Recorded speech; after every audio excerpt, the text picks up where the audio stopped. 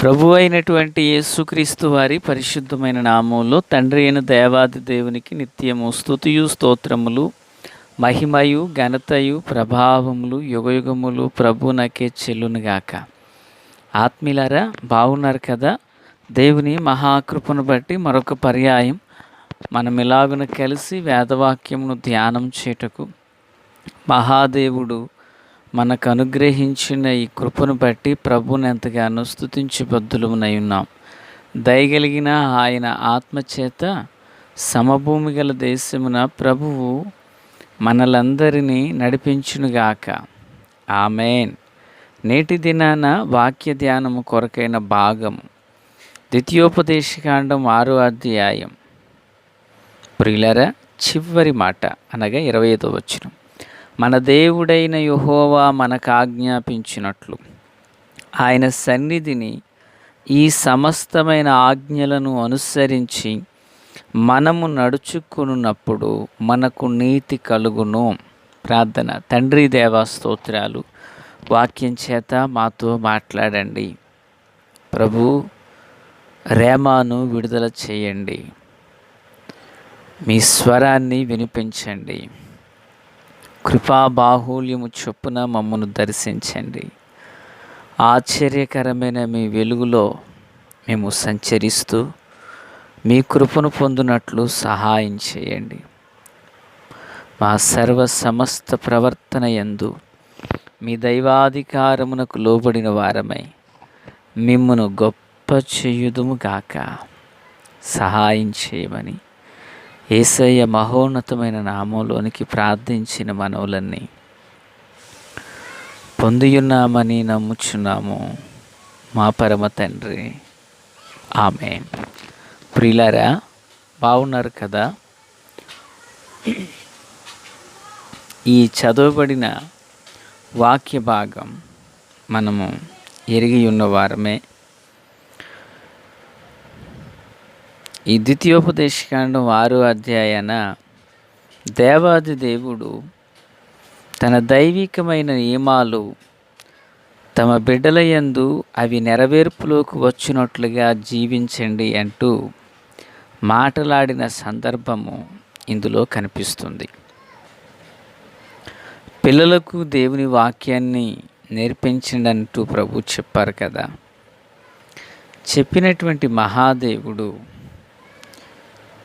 24, 25 వచనాల్లోకి వచ్చేసరికి మోషే ద్వారా ఇశ్రాయేలుకి మాట చెప్పుచున్నారు. మనకు నిత్యము మేలు కలుగుటకై యెహోవా నేటి వలె మనలను బ్రతికించినట్లు మన దేవుడైన యెహోవాకు భయపడి ఈ కట్టడలన్నింటినీ గైకొనవలెనని మనకు ఆజ్ఞాపించాను. అంటే దేవుని ఆజ్ఞలను గైకొనుట వలన, దేవుని మాటలను అనుసరించి నడుచుట వలన మనకు నీతి కలుగుతుంది అని తెలియపరుస్తున్నారు. అంటే ఒక మనుషునికి నీతి ఎలా కలుగుతుంది అనేదే ఇప్పుడు మనం నేర్చుకునిచ్చిన అంశం. ఒక మనుష్యుడు ఎలాగున నీతి కలిగి జీవించగలుగుతారు, ఎలాగున నీతిని కాపాడుకోగలుగుతాడు, అసలు ఒక మనుష్యుడు దేవుని దృష్టికి నీతిమంతుడు ఎలా అవుతాడు? వాక్యంలో ఏమనుంది? జ్ఞాని అనబడిన భక్తుడు ఏమన్నారు? నీతిమంతుడు లేడు, ఒక్కడును లేడు అన్నారు. అందరూ పాపము చేసి దేవుడు అనుగ్రహించు మహిమను పొందలేకపోతున్నారు అని కూడా చెప్పారు ఆయన. మరి పెద్ద ఆయన చెప్పిన మాటను మనం కాదనకూడదు. ఎవరైనా సొలొమోన్ మహాజ్ఞానవంతుడు కదా. అయితే సొలొమోన్ అన్న మాట వాస్తవమే, కానీ నీతిమంతుడు లేరు అన్న కాలంలో దేవుని యందు భయభక్తులు కలిగి దేవుని యందు అపారమైనటువంటి విశ్వాసాన్ని పెంపారు చేసుకుని దేవుని ఆజ్ఞలను, దేవుని కట్టడలను, నియమములను వాటిని శిరసా వహించి నడుచుకున్న భక్తులున్నారు. ఆ దేవుని ఆజ్ఞలను వారు పాటించుట వలననే వారేమయ్యారంటే నీతిమంతులయ్యారు. Praise the lord. నీతిమంతులకు ఎన్నో ఆశీర్వాదాలు ఉన్నాయి, కానీ నీతిమంతులగుటకు మాత్రం కొన్ని మార్గాలే ఉన్నాయి. అంటే కొన్ని మార్గాలంటే దాన ధర్మాలు, సాంఘికమైన సేవ అని కాదు, వాటి ఉద్దేశం కాదు. అవి మంచిదేవి. మానవతా దృక్పథంతో ప్రతి మనుషుడు సేవా కార్యక్రమాలు చేయాలి. తనకు కలిగిన దానిలో ఇతరులకు, సాటి మనుషులకు సహాయపడి పెట్టాలి. నీతిమంతుడు అందువల్ల కాడు. ఒక మనుషుడు నీతిమంతుడు ఎలా అవుతాడు? 25వ వచనంలో, మన దేవుడైన యెహోవా మనకు ఆజ్ఞాపించినట్లు ఆయన సన్నిధిని సమస్తమైన ఆజ్ఞలను అనుసరించి మనం నడుచుకున్నట్లు. దేవుని ఆజ్ఞలను అనుసరించి నడుచుకొనుట వలన నీతిమంతుడు అవుతున్నాడు. వింటున్నారా ప్లేరా? లేఖనమున జకరియా, ఎలిజబెత్తులు అనబడిన వారు ఉన్నారు. వారు బహు వృద్ధాప్యము కలిగిన వారు. దేవుని సకల విధములైన ఆజ్ఞలను వారు గైకొనుచూ జీవిస్తున్నారట. వారు నీతిమంతులు అని చెప్పబడింది. అంటే దేవుని ఆజ్ఞలను ఎవరైతే గైకొంటారో, దేవుని ఆజ్ఞలను ఎవరైతే పాటించి వాటిని హృదయమందు భద్రపరుచుకుంటారో, అట్టి మనుషులు నీతిమంతులు అవుతున్నారు. దేవునికి మహిమ కలుగును గాక. ఈ మాటలు వినుచున్న ఆత్మీయులారా, సమాజంలో నీకు విలువ లేకపోవచ్చు, సమాజమున నేను ఎవరు గుర్తించకపోవచ్చు.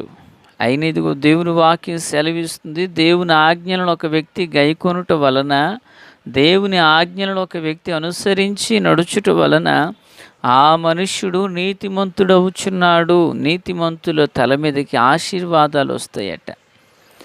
నీతిమంతులు చిగురాకు వలె వృద్ధి నొందుతారట. నీతి మరణము నుండి రక్షిస్తుందట. ప్రియులారా, నీతిమంతులు తమ తండ్రి రాజ్యములో తేజరిల్లుతున్నారు. దేవునికి స్తోత్రం. ఒక మనుషుడు దేవుని దృష్టికి నీతిమంతుడు ఎట్లు కాగలడు? మరొక విషయం, అబ్రహాము దేవుని నమ్మెను, అది అతనికి నీతిగా ఎంచబడింది.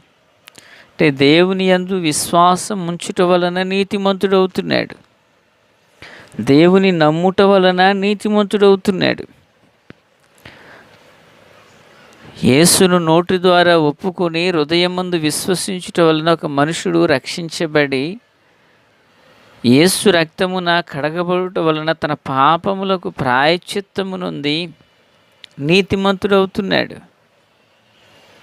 దేవునికి మహిమ కలుగును గాక. సిలువలోనున్న రెండవ దొంగ అట్టి నీతే కదా పొందినది. యేసునందు విశ్వాసం ఉంచిన వాడు కాదు, తన పాప జీవితమును ఒప్పుకున్నవాడు కాదు. ఇట్టే పరదైసును కొట్టేశాడు.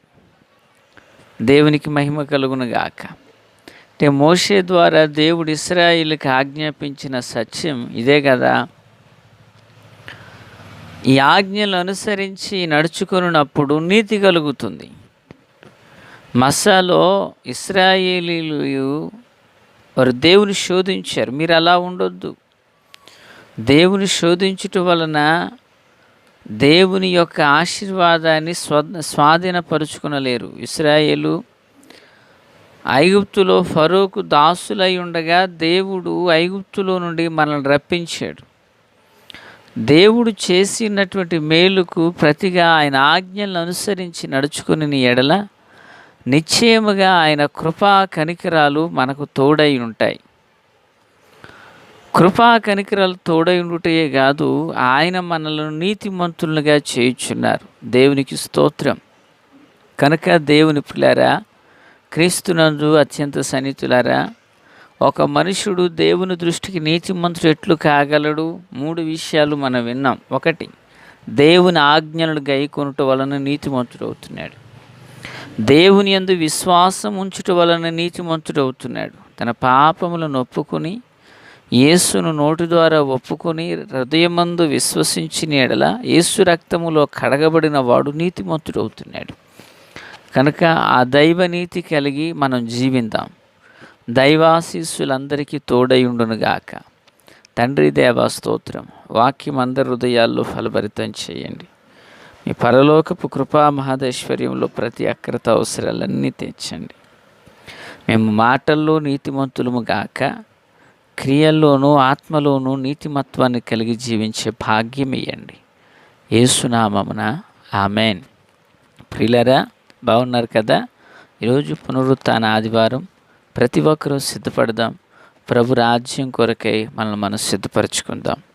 వినబోతున్న వర్తమానాలు, చదునైన వాక్య పఠనాలు మీకు నిన్నటి దినానే గ్రూపునందు పంపించబడ్డాయి.